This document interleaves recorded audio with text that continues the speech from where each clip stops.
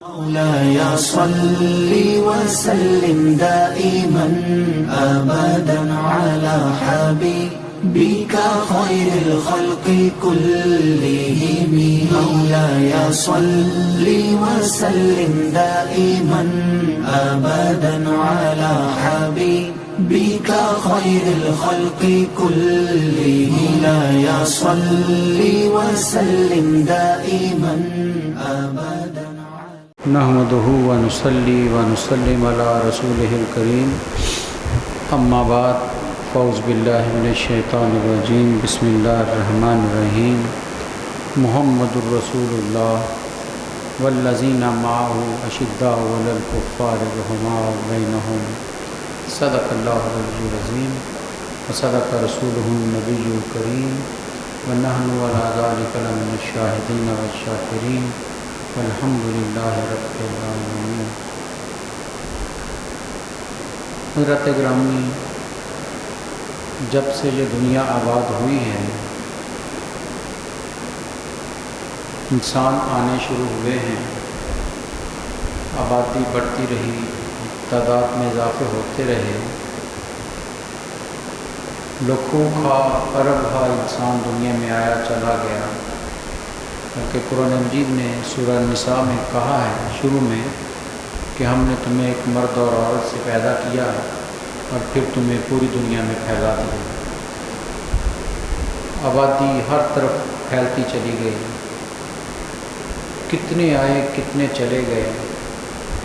آج کی جدید دنیا بھی حتمی انسانوں کی تعداد پیش کرنے سے قاصر ہے. ایک ایسٹیمیٹڈ سا ہمیں بتاتے ہیں کہ تقریباً اتنے 5 لاکھ یا 5 لاکھ ارب کے قریب دنیا ہے. یعنی یہ ایک اندازہ ہے، حتمی رائے وہ بھی نہیں دے سکتے.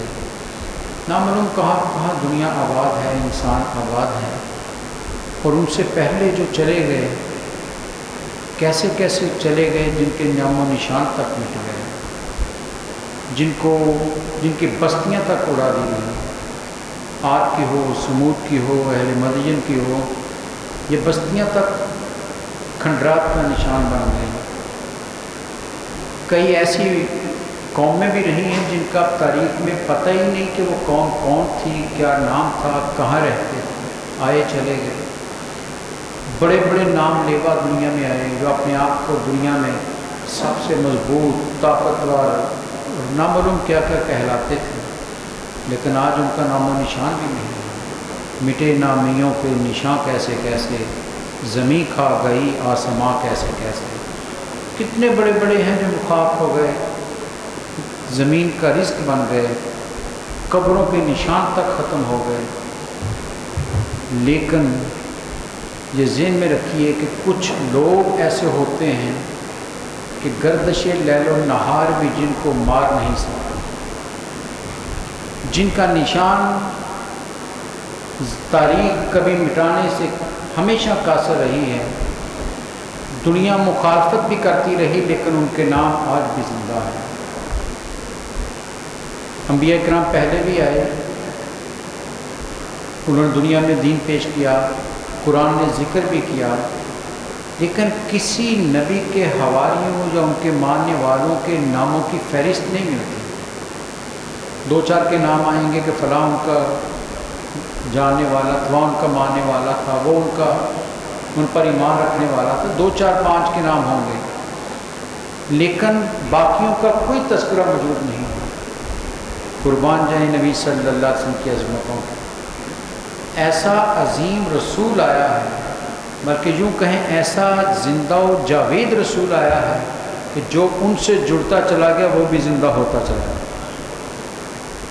تاریخ انسانی میں سب سے زیادہ جن لوگوں کے تذکرے، نام اور ان کے حالات موجود ہیں وہ صحابہ کرام ہیں رضوان اللہ اجمعین. نبی صلی اللہ علیہ وسلم کے صحابہ کرام کی پوری تاریخ مدون کی گئی ہے. الصحابہ ہو، اسد الغابہ ہو، اور بے شمار کتابیں ہیں جن میں ہزاروں صحابہ اکرام کی پوری تاریخ رقم کر دی. دیکھیں بڑوں کے نام تو لوگ یاد رکھ لیتے ہیں، کسی سردار کے حالات کا پتہ تو چل جاتا ہے، کسی قبیلے کے بڑے کے نام کا تو پتہ ہوتا ہے، لیکن وہ جو بکے ہوئے ہوتے ہیں جن کے خاندان کا پتہ نہیں، نسل کا پتہ نہیں، ان کے ناموں کو کون یاد رکھتا ہے؟ یہ صدقہ میرے نبی صلی اللہ علیہ وسلم کا ہے کہ غلاموں کے ناموں کو بھی قیامت تک زندہ کرتے ہیں۔ تاریخ نے یوں محفوظ کر لیا ہے، حضرت بلال ہوں، صہیب رومی ہوں، سلمان فارسی ہوں، عمار یاسر ہوں، کتنے ایسے صحابہ ہیں۔ ام ایمن کون تھی؟ کنیز تھی حضرت خدیجہ کی، نبی صلی اللہ علیہ وسلم کو ہبہ کر دیا۔ تاریخ نے ایسا محفوظ کیا کہ لوگ ان پر رشک کرتے ہیں۔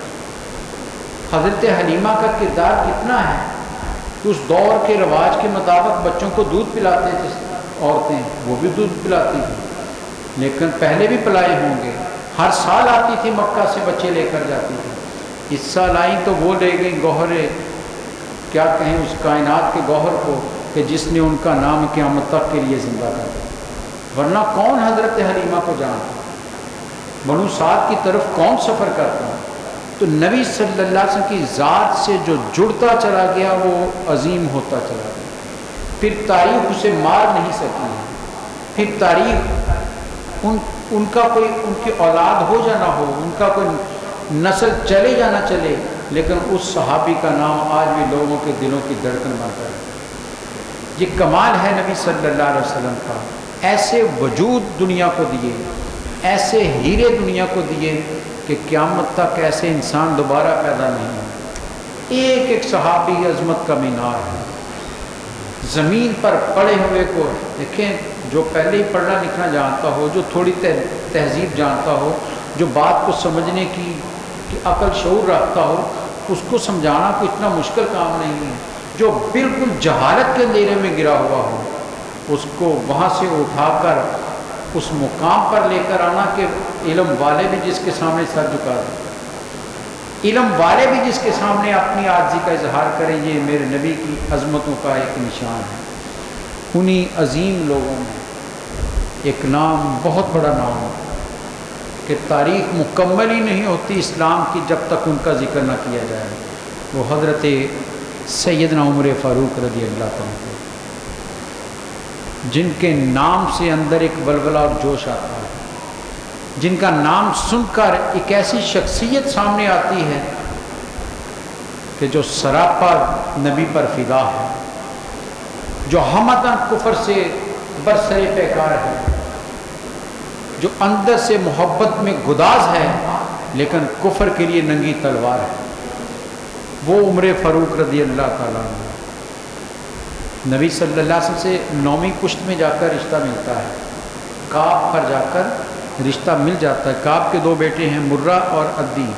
مرہ کی نسل سے میرے نبی صلی اللہ علیہ وسلم تشریف لائے، اور عدی کی جو نسل ہے اس سے حضرت عمر فاروق کا تعلق ہے۔ 9ویں پشت میں جا کر ایک ہی سلسلہ ہو جاتا ہے، قریش ہے، سارے خاندانوں میں بٹے ہوئے ہیں، اور تاریخ کہتی کہ مکے کے پڑھے لکھے لوگوں میں شمار ہوتا، لکھنا بھی جانتے تھے، پڑھنا بھی جانتے تھے۔ بہت تھوڑے لوگ تھے ان میں حضرت عمر فاروق رضی اللہ عنہ کو یہ شرف حاصل تھا کہ عالم تھے، پڑھنا لکھنا جانتے تھے، ناقد شعر بہت اچھے تھے۔ آپ جانتے اس دور میں شاعری بہت ہوتی تھی، خود شعر کہتے بہت کم کہے، شروع میں کہے بعد میں نہیں کہے، لیکن شعر کے ناقد بہت اچھے تھے، لوگ آپ سے اصلاح لیا کرتے۔ وہ حضرت عمر فاروق رضی اللہ تعالیٰ عنہ مکے کا ایک ایسا پہلوان، ایسا بہادر، لمبا چوڑا قد، چوڑے شانے، تاریخ کہتی کہ اسلام سے پہلے بھی کوئی ان سے مقابلہ کرنے کو تیار نہیں ہوتا، اتنے بہادر تھے، لوگ آپ کا سامنا کرنے سے ڈرتے تھے۔ اسلام لے آئے، کیوں نہ لے کر آتے؟ میرے نبی صلی اللہ علیہ وسلم کی دعا تو عرش تک پہنچ چکی تھی، اللہم اعز الاسلام عمر، اے اللہ عمر کی وجہ سے اسلام کو عزت عطا۔ اور ایک حدیث میں آپ نے دعا مانگی، اے اللہ عمر بن ہشام اور عمر بن خطاب میں سے جو تجھے پسند ہے اسے مسلمان کر دے۔ حضرت عبداللہ بن مسعود رضی اللہ تعالیٰ کہتے ہیں کہ حضرت عمر فاروق اللہ کے پسندیدہ وجود ہے، تو میرے سرکار نے کہا جو تجھے پسند ہے اسے اسلام میں لے آ. تو عمر فاروق رضی اللہ تعالیٰ اسلام میں آئے، اس لیے خدا کے پسندیدہ وجود بن کر آئے. نبی صلی اللہ علیہ وسلم نے فاروق کا خطاب دیا، 40ویں نمبر پر ہے آپ کا اسلام قبول کرنا. 39 ہو چکے تھے، 40ویں مسلمان ہیں. عرب مکے میں سختی ہے، جبر ہے. صحابہ کرام کہتے ہیں ہم کھل کر ذکر نہیں کرتے تھے کہ ہم مسلمان ہیں، خوف زدہ رہتے تھے کہ کفر ہمیں مارے گا، ظلم کرتا تھا. جس کے بارے میں پتہ چل جاتا ٹوٹ پڑتے تھے اس پر، اس لیے ہم کسی کو تبلیغ بھی نہیں کرتے تھے. لیکن کہتے ہیں کہ حضرت عبداللہ بن مسعود ہی کی روایت کہتے ہیں کہ عمر کے اسلام لانے سے فرق یہ ہوا کہ اب ہم برملا اسلام کی تبلیغ کرنے لگ گئے. ہمیں خوف ختم ہو گیا، اب کفر ڈرتا تھا کہ عمر اسلام میں آ گیا، اسلام قبول کر لیا. اور جس طرح کیا آپ جانتے ہیں، کس طرح تلوار لے کر نکلے، بہن کے گھر سے ہو کر نبی صلی اللہ علیہ وسلم کے قدموں میں پہنچے. یہاں میں صرف ایک بات کہنا چاہوں گا، حضرات گرامی، قرآن کو معمولی کتاب نہیں ہے.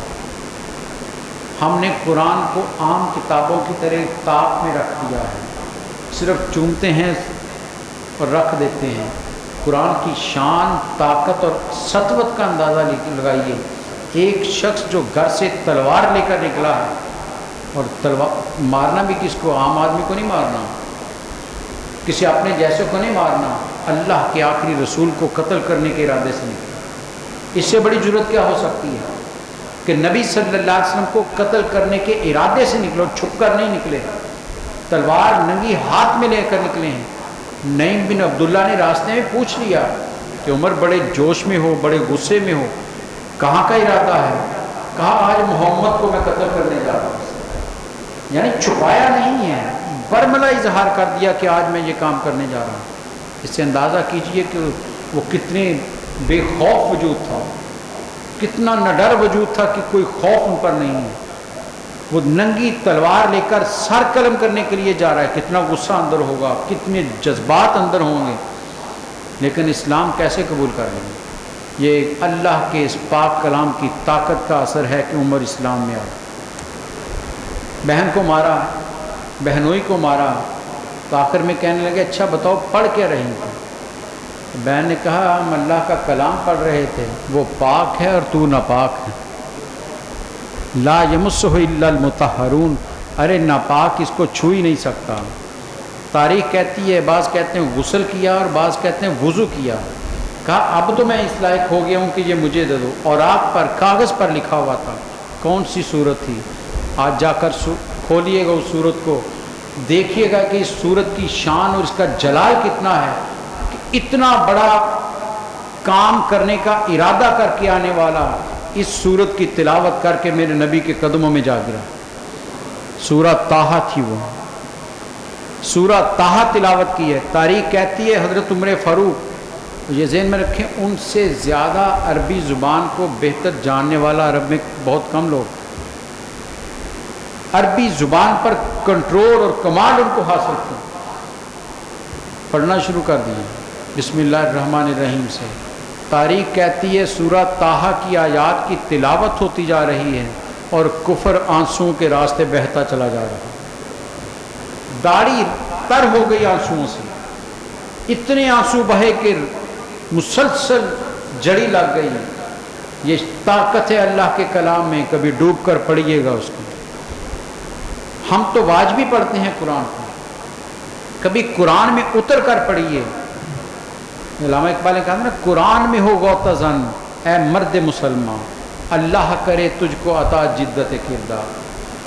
اس قرآن میں اپنے آپ کو سمو دو، اتر جاؤ قرآن کی اس دنیا میں، پھر دیکھو قرآن کیسے انقلاب پیدا کر دیتا ہے. ارے ایک صورت نے حضرت عمر فاروق کی تقدیر بدل کے رکھ دی. اس سے بڑھ کر کلام کی طاقت اور کیا ہو سکتی ہے؟ اس سے بڑھ کر قرآن کی شان کیا ہو سکتی ہے؟ کوئی معمولی کتاب گھروں میں نہیں پڑھی ہے. خدا کے واسطے اس کتاب کو کھولیے، گھر میں دیکھیے رحمتیں کتنی اترتی ہیں.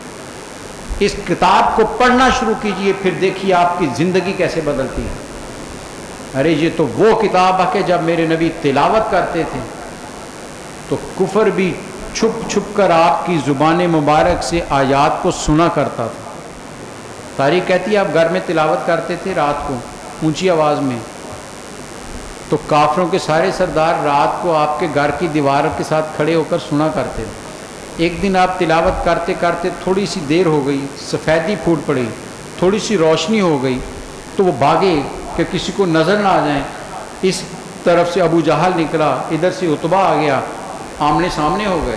اس نے کہا تم ادھر کہاں آئے ہو؟ اس نے کہا تو بتا تو کدھر آیا ہے؟ اس نے کہا اچھا سارا دن اس نبی کی مخالفت کرتے ہو، رات کو اسی کا کلام سنتے ہو۔ ارے قرآن جب صاحب قرآن تلاوت کرتا ہے تو کیوں نہ دلوں کی دنیا بدلے۔ آئیے ہم بھی قرآن کی تلاوت کو اپنا شعار بنا لیں، اسے بند کتاب نہ بنائیں، اسے صرف طاق میں محفوظ نہ کر دیں۔ یہ کتاب وہ ہے جس نے عمر فاروق کی زندگی کو بدل کے رکھ دیا۔ سیدھے میرے نبی کے قدموں گئے، ایمان لے آئے۔ ایمان لانے کے بعد کہا تھوڑی دیر بیٹھی اور پھر کہا یا رسول اللہ صلی اللہ علیہ وسلم کیا ہمارا دین سچا نہیں ہے؟ کہا بالکل سچا ہے۔ کہا یا رسول اللہ صلی اللہ علیہ وسلم کیا آپ سچے رسول نہیں ہیں؟ میں بالکل سچا رسول ہوں۔ کیا ہمارا خدا ایک نہیں ہے؟ فرمایا ایک خدا ہے۔ تو حضرت عمر فاروق نے کہا یا رسول اللہ صلی اللہ علیہ وسلم پھر ہم چھپ کر عبادت نہیں کریں گے، آج ہم باہر نکل کر حرم میں پہنچ کر نماز ادا کریں گے۔ تاریخ کہتی 2 صفحے بن گئیں، صحابہ اکرام کی 2 لائنیں نبی صلی اللہ علیہ وسلم نے بنا دیں۔ ایک لائن کے سپاہ سردار قیادت حضرت عمر فاروق کر رہے ہیں، اور دوسرے کے آگے میرے نبی کے چچا حضرت حمزہ رضی اللہ تعالیٰ۔ عرب کے 2 شاہ سوار، عرب کے 2 جوان، عرب کے 2 بہادر، ایک لائن کے آگے حضرت عمر فاروق ہیں، دوسرے میں حضرت حمزہ، 2 رویا قطار حرم میں پہنچی ہے۔ صحابہ کہتے ہیں اس کے بعد پھر ہمیں خوف ختم ہو گیا کفر کا، پھر ہم ہر نماز میں حرم میں پہنچ کر ادا کرتے، کھل کر اسلام کا اعلان کیا، ہجرت کی ہے۔ صحابہ اکرام کو اجازت دی، لوگ نکلے رات کو، چھپ کر گئے کہ کفر کے ہاتھ نہ آ جائیں۔ حضرت عمر نے پوچھا یا رسول اللہ صلی اللہ علیہ وسلم میرے بارے میں کیا حکم ہے؟ فرمایا عمر تو بھی ہجرت کر جا۔ حضرت عمر فاروق گھر گئے، گھر جا کر اپنا لباس بدلا، سامان حرب پہنا، تلوار ہاتھ میں لی، نیزہ پکڑا اور سیدھے حرم میں آئے۔ دن کی روشنی میں طواف کیا، اور وہاں کافر ٹولی بنا کر بیٹھے ہوئے تھے۔ تاریخ کہتی ایک ایک کے پاس گئے اور اسے کہا کہ میں مسلمان ہوں، میں ہجرت کر رہا ہوں مدینہ کی طرف۔ جو چاہتا ہے کہ اس کی ماں اپنے بیٹے کو روئے، جو چاہتا ہے کہ اس کا بیٹا یتیم ہو، جو چاہتا ہے اس کی بیوی بیوہ ہو، میرا راستہ روک کر دکھائے۔ اس لیے میرے سرکار نے کہا تھا میرا عمر فاروق ہے، یہ حق اور باطل میں فرق کرنے والا ہے۔ تمیز کر دی اس نے، یہ کھل کر اسلام کا اعلان کرنے والے اور اسلام کا پرچار کرنے والے جناب عمر فاروق رضی اللہ تعالیٰ۔ نبی صلی اللہ علیہ وسلم نے فرمایا ہر نبی کی امتوں میں محدث ہوئے ہیں، اور میں میری امت کا محدث عمر فاروق ہے۔ پوچھا محدث کسے کہتے ہیں؟ فرمایا وہ جس کی زبان پر فرشتے بولتے ہیں، حق جس کی زبان پر جاری ہو وہ محدث ہے۔ کم از کم 18 آیات کے بارے میں تاریخ کہتی ہے ایسی ہیں کہ جو حضرت عمر کے دل میں خیال آیا، نبی صلی اللہ علیہ وسلم سے بات کرنے کے لیے مسجد میں تشریف لائے، میرے سرکار مسکرا رہے ہیں، کہا عمر تیرے دل میں خیال آیا، فرشتہ پیغام لے کر آ گیا۔ جن کے ارادے کو رب وحی بنا دے وہ عمر فاروق، جن کے دل میں اٹھنے والے خیال کو رب قیامت تک لیے قرآن کا حصہ بنا دے وہ عمر فاروق ہے۔ شان کا اندازہ کیجیے، آپ عظمت کا اندازہ کیجیے حضرت سیدنا عمر فاروق رضی اللہ تعالیٰ۔ مومنوں کے لیے انتہائی رحیم، لیکن کفر پر ننگی تلوار، پوری زندگی کبھی مصلحت کا شکار نہیں ہوئے، کبھی خوف کا شکار نہیں ہوئے، کبھی کسی دشمن کو خاطر میں نہیں لایا۔ جو میرے نبی کا نہیں ماننے والا گستاخ ہے اسے تو معافی نہیں کیا۔ قرآن نے ذکر کیا ہے نا کہ وہ منافق اور ایک یہودی کا معاملہ ہو گیا، نبی صلی اللہ علیہ وسلم کے پاس گئے، آپ نے دونوں کی بات سن کر یہودی کے حق میں فیصلہ کر دیا کہ یہ سچا ہے، باہر نکل کر مسجد سے منافق کہنے لگا کہ نبی صلی اللہ علیہ وسلم تمہارا دل رکھنے کے لیے فیصلہ کیے تاکہ تم مسلمان ہو جاؤ، کسی اور سے فیصلہ کرواتے ہیں۔ کہا کس سے کروانا ہے؟ کہا عمر فاروق بڑے عادل ہیں، ان سے پاس چلتے ہیں۔ کہا چلو۔ حضرت عمر فاروق گھر میں تھے، چلے گئے، دستک دی، آپ باہر تشریف لائے۔ کہا عمر یہ معاملہ ہے، اس کا فیصلہ کر دو۔ منافق نے اتنا کہا تو یہودی بول پڑا، کہنے لگا اے عمر ایک بات میری سن لینا، یہ معاملہ تیرے نبی کے پاس جا چکا ہے۔ تو انہوں نے پوچھا پھر کیا فیصلہ کیا؟ کہا تمہارے نبی نے فیصلہ میرے حق میں کیا، یہ نہیں مانتا۔ تو عمر فاروق نے کہا ٹھہرو ابھی فیصلہ کرتا ہوں۔ کہا جانا نہیں، ادھر ہی ٹھہرو۔ گھر گئے، تلوار لے کر آیا اور اس منافق کا سر قلم کر دیا، فرمایا جو میرے نبی کے حکم کو نہیں مانتا اس کا زندہ رہنا ہی بیکار۔ اور قرآن اور تاریخ کہتی ہے کوئی قصاص اس پر نہیں، کوئی حد نافذ نہیں کی گئی۔ نبی صلی اللہ علیہ وسلم کو بتایا بھی گیا تو آپ نے حضرت عمر فاروق کی تعریف کی کہ تو نے سچا کام کیا، صحیح کام کیا، بتا دیا گستاخ رسول عمر کے نزدیک واجب القتل ہے، اس کی کوئی اور رائے نہیں ہو سکتی۔ لیکن حضرات گرامی محبت رسول میں بھی سرشار ہے، ڈوبے ہوئے ہیں محبت رسول میں۔ کتنے واقعات ایسے ہیں جو عشق رسول ان کا ظاہر کرتے ہیں۔ مسجد نبی تعمیر ہوئی، اس کے گرد صحابہ اکرام کے گھر تھے، اور جس طرح پرانے زمانوں میں تھا گھر کی چھت پر جو پرنالا تھا اکثر کا مسجد میں آ کر گرتا تھا، جب کبھی بارش ہوتی تو پانی۔ آپ صلی اللہ علیہ وسلم حکم دیا کہ سارے پرنالے بند کر دو، ادھر سے اکھاڑ دو۔ حضرت حمزہ، حضرت عباس رضی اللہ تعالیٰ نبی صلی اللہ علیہ وسلم کے چچا، ان کا بھی گھر تھا، ان کا بھی پرنالا تھا۔ آپ نے حکم دیا کہ اے عباس تو رہنے دے، باقی سب کا اتار دے۔ حضرت عباس کا پرنالا نہیں اتارا۔ نبی صلی اللہ علیہ وسلم دنیا سے تشریف لے گئے، حضرت ابوبکر صدیق کا دور گزر گیا، حضرت عمر فاروق امیر المومنین بنے، تو کچھ لوگوں نے شکایت کی کہ یہ جہاں بارش کا پانی گرتا ہے، چھینٹے پڑتے ہیں، ہمیں نماز میں مشکل آتی ہے۔ تو آپ نے کہا اس کو اکھاڑ دو، اتار دو اس کو۔ حضرت عباس تک خبر گئی، انہوں نے پرواہ نہیں کی۔ حضرت عمر کو آ کر بتایا گیا کہ انہوں نے نہیں مانا۔ حضرت عمر غصے میں آ گئے کہ میں امیر المومنین ہو کر حکم دے رہا ہوں، یہ بات کیوں نہیں مانا؟ خود گئے اور جا کر غصے سے پرنالا اتار کر پھینک دیا، گھر چلے گئے۔ تھوڑی دیر کے بعد حضرت عباس حضرت عمر کے گھر چلے گئے، دستک دی، وہ باہر نکلے۔ کہا عمر یہ پرنالا کس نے اکھاڑا؟ کہا میں نے اکھاڑا ہے، حکم دیا تھا۔ کہا عمر تو جانتا ہے یہ لگایا کس نے؟ کہا مجھے نہیں خبر۔ کہا جب نبی صلی اللہ علیہ وسلم کا اتار دو، میں نے بھی اتارا تھا۔ نبی صلی اللہ علیہ وسلم نے یہاں کھڑے ہو کر مجھے کہا تھا عباس میرے چچا کندھوں پر آؤ، اپنے ہاتھوں سے لگاؤ، اور ایک روایت کے مطابق کہ خود کندھوں پر چڑھ کر لگایا تھا۔ اے عمر یہ تو حکم رسول کے مطابق لگائے، تو نے اتار کر غلطی کی ہے۔ تاریخ کہتی ہے 22 لاکھ مربع میل کا حکمران، جس کے نام سے کیسر بھی ڈرتا ہے اور کسرا بھی ڈرتا ہے، زاروں قطار رونے لگا۔ کہتے اتنا روئے کہ داڑھی مبارک ساری تر ہو گئی۔ حضرت عباس کے سامنے ہاتھ، کہتے گھٹنوں کے بل ہو کر ہاتھ جوڑ دیے، کہے ام رسول مجھے معاف کر دو، مجھے خبر نہیں تھی، میرے ساتھ چلو۔ پرنالا پکڑا، اس جگہ پر پہنچے اور حضرت عباس سے کہا میرے کندھوں پر سوار ہو جاؤ۔ حضرت عباس نے کہا عمر رہنے دو، لگا لوں گا۔ کہا نہیں، میرے رسول کے ہاتھ کا لگا ہوا عمر سے اکھڑا ہے، یہ عمر برداشت نہیں کر سکتا۔ تاریخ کہتی کہ آپ پشت کے بل ہو گئے، حضرت عباس آپ کی پشت پر سوار ہوئے، وہ وہاں پر لگایا، اور اس کے بعد حضرت عمر نے کہا اے ام رسول میرے رسول سے شکایت نہ کرنا۔ یہ محبت رسول ہے، یہ عشق رسول ہے۔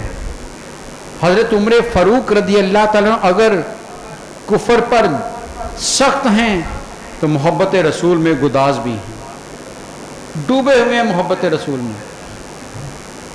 آخری وقت آیا تو اپنے بیٹے عبداللہ کو بلایا اور کہا بیٹا ایک بات سنو۔ نبی صلی اللہ علیہ وسلم ایک دفعہ حضرت حذیفہ بن یمان کو کچھ منافقین کے نام لکھوائے تھے اور ان سے کہا تھا بتانا نہ کسی کو۔ بیٹا حذیفہ کو بلا کر لاؤ. بیٹا گیا، حضرت حذیفہ تشریف لے آئے. حضرت عمر فاروق امیر المومنین زخمی حالت میں ہیں، آخری ایام ہیں. حضرت عمر نے کہا اے میرے بھائی، اے میرے دوست، نبی صلی اللہ علیہ وسلم نے ایک دفعہ تجھے منافقین کے نام لکھائے تھے. کہا جی بالکل لکھائے تھے. کہا بتاؤ ان میں میرا نام تو نہیں ہے. حضرات گرامی سوچئے ذرا یہ کہہ کون رہا ہے، ذرا سوچئے یہ کون کہہ رہا ہے. کہا میرا نام تو نہیں. حضرت حذیفہ نے کہا نبی صلی اللہ علیہ وسلم نے بتانے سے منع کیا ہے. کہا چلو اتنا بتا دو کہ اس میں میرا نام شامل تھا یا نہیں شامل تھا، میرا نام بولا تھا یا نہیں بولا تھا. حضرت حذیفہ نے کہا اے امیر المومنین، آپ کی شان اور مرتبہ اتنا ہے، میں صرف اتنا بتا سکتا ہوں کہ اس فہرست میں آپ کا نام نہیں ہے. مطمئن ہو گئے. حضرت حذیفہ چلے گئے. اب آخری لمحات آئے، بیٹے کو بلایا. کہا بیٹا ایک بات سنو، حذیفہ نے میرے سامنے کہا ہے کہ نام نہیں تھا، ہو سکتا ہے میرا دل رکھنے کے لیے کہہ دیا ہو.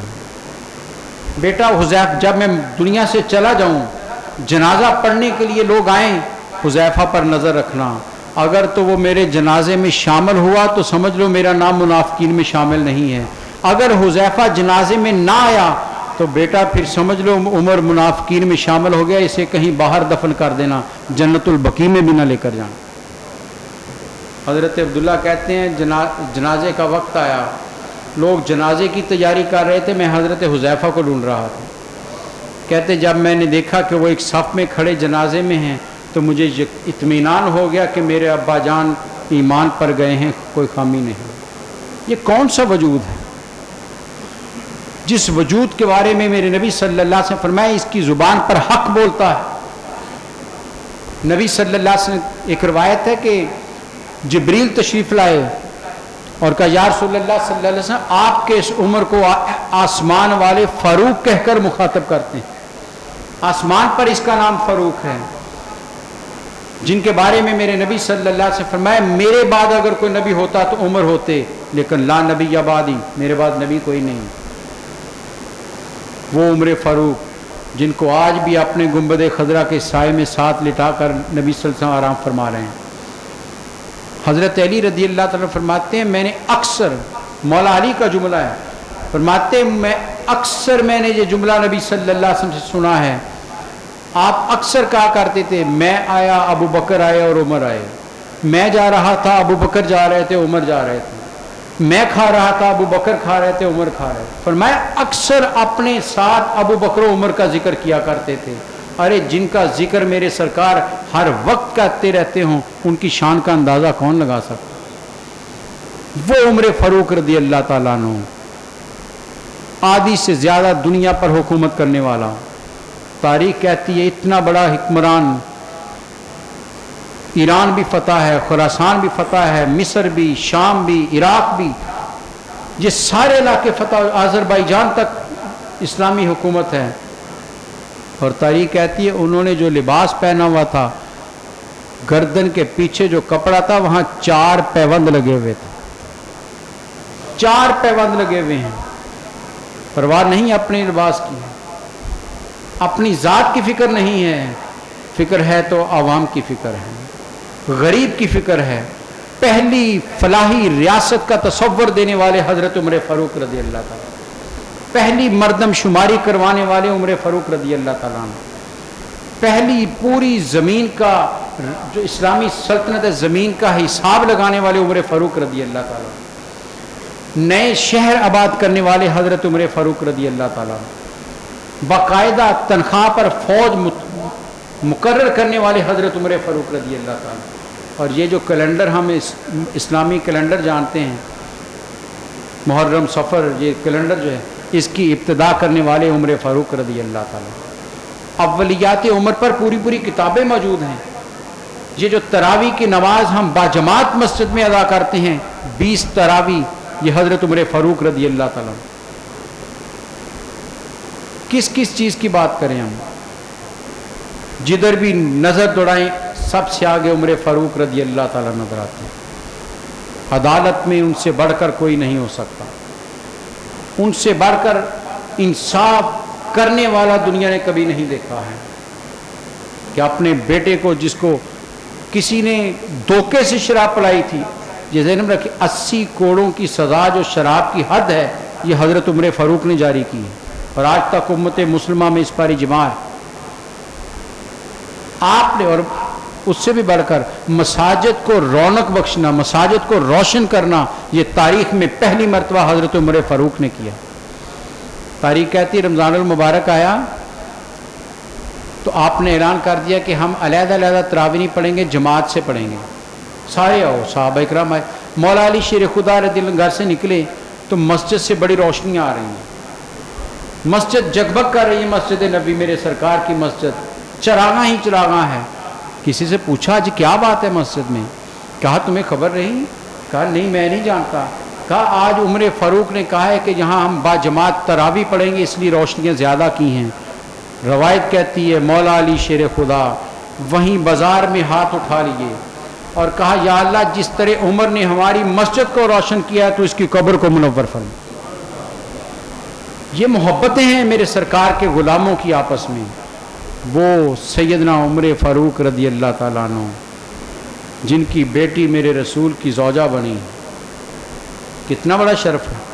حضرت حفصہ ام المومنین بنی ہیں، رسول اکرم صلی اللہ علیہ وسلم کے بہت پیارے ہیں، بہت محبت کرنے والے، بہت پیار کرنے والے، ہر لمحہ اپنے نبی پر قربان ہو جانے والے سیدنا عمر فاروق رضی اللہ تعالیٰ عنہ۔ یکم محرم کو ان کا شہادت کا دن ہے، آج 26 ہے، 3 یا 4 دن کے بعد محرم کی ابتدا ہو رہی ہے۔ کتنا المیہ ہے کہ جس نے اسلامی کیلنڈر کا آغاز کیا اس کے پہلے دن ہی اس وجود کو شہید کر دیا۔ یہ بدقسمتی کی انتہا ہے۔ نبی صلی اللہ علیہ وسلم سے فرمایا تھا جب تک میرا عمر زندہ ہے فتنوں کا دروازہ بند ہے، اور تاریخ جانتی ہے حضرت عمر فاروق کے دور میں کوئی فتنہ پیدا نہیں ہوا۔ آپ کا جلال اور رعب اتنا تھا کہ لوگ کانپتے تھے آپ کے نام سے۔ آئیے ان کے حضور اپنی محبتیں پیش کریں۔ یہ جو اسلام دور تک پہنچا اور پھر ہم تک پہنچا ہے، یہ فیض ہے حضرت سیدنا عمر فاروق رضی اللہ تعالیٰ عنہ۔ یہ ان کا کرم ہے کہ انہوں نے محنت کی ہے، دین کو ہم تک پہنچایا ہے۔ اللہ تعالیٰ مجھے اور آپ کو صحابہ اکرام کی سیرت پڑھنے کی توفیق عطا فرمائے۔ آج ہم بہت سو کے واقعات پڑھتے ہیں، ایک چھوٹی سی بات کو ناراض نہیں ہونا، اپنے اپنے مرشد کی ہر کوئی تاریخ پڑھتا ہے، ارے میرے سرکار کے صحابہ کی تاریخ پڑھو، وہ تو ان کے قدموں کی خاک کے برابر بھی نہیں ہیں جو شان میرے نبی کے صحابہ کی ہے، جو عظمتیں میرے نبی کے صحابہ کی ہیں۔ یہ سارا فیض جو اولیاء کو ملا ہے انہی صحابہ کے قدموں کی خاک سے ملا ہے۔ آئیے اپنے نبی کے وجود تک ہم جائیں، سب کو چھوڑ کر ایک وجود سے محبت کریں، پھر جو جتنا جتنا قریب ہے اس سے اتنی اتنی محبت کرتے چلیں گے۔ جو میرے نبی کا ہے وہ ہمارا ہے، جو ان سے تعلق نہیں رکھتا ہمارا ہو نہیں سکتا ہے، ہم اس کی بات کو مان نہیں سکتے ہیں۔ جو ان سے کوثر نیازی نے کہا تھا بڑا سادہ سا ہے اپنا اصول دوستی کوثر، ہماری دوستی کا معیار بڑا سادہ ہے، بڑا سادہ سا ہے اپنا اصول دوستی کوثر، جو ان سے لا تعلق ہو ہمارا ہو نہیں سکتا، جو نبی کا نہیں ہمارا نہیں ہے۔ آئیے اپنے نبی کے ذکر کے ساتھ ان کے غلاموں کا ذکر کریں، پھر وہ راضی ہوں گے۔ ہم نے بھی کوشش کی ہے الحمدللہ، اللہ تعالیٰ کی توفیق سے سیدنا عثمان غنی رضی اللہ عنہ کا دن ہم نے منایا، کوشش کی، اپنا حصہ ڈالا اس میں۔ اب انشاءاللہ منگل کو، یہ جو منگل آئے گی 10 اگست کو عشاء کی نماز کے بعد اسی مسجد میں یوم سیدنا عمر فاروق رضی اللہ عنہ کے حوالے سے تقریب ہوگی۔ حضرت علامہ ابو الخیر یامین قریشی صاحب سیدنا عمر فاروق رضی اللہ عنہ کے فضائل پر گفتگو فرمائیں گے۔ آپ تمام احباب سے گزارش کروں گا، صحابہ کی محبت دل میں ہے تو اس محفل میں ضرور آئیے گا، ضرور آئیے گا۔ یہی نبی صلی اللہ علیہ وسلم سے فرمایا جس نے میرے صحابہ سے پیار کیا اس نے مجھ سے پیار کیا۔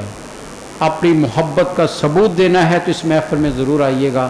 اللہ تعالیٰ مجھے اور آپ کو صحابہ اکرام کی محبت میں زندہ رہنے کی توفیق عطا فرمائے۔ وآخر دعوانا الحمدللہ۔